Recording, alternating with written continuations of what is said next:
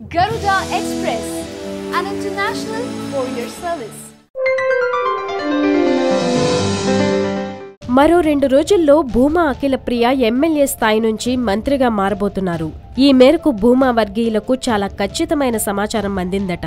అందుకే ముందుగానే వారు సంబరాలు చేసుకుంటున్నారు. ముఖ్యమంత్రి చంద్రబాబు 3 ఏళ్ల తర్వాత మంత్రివర్గం పునర్వ్యవస్థీకరణకు శ్రీకారం చుట్టారు.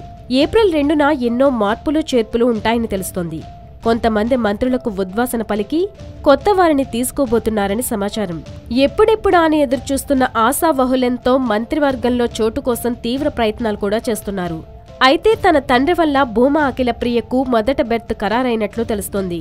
భూమా నాగిరెడ్డి బ్రతుకుంటే అతడినే మంత్రివర్గంలోకి తీసుకోవాలని భావించారట Chandrababu.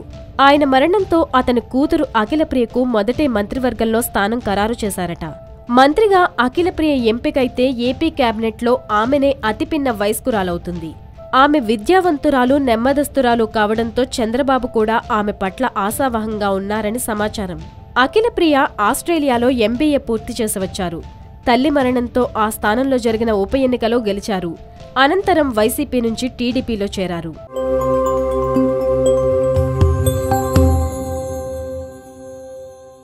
Hi yo-yo viewers, subscribe చేసేటప్పుడు అక్కడ ఉండే గంట సింబల్ను ప్రెస్ చేయడం మర్చిపోవద్దు.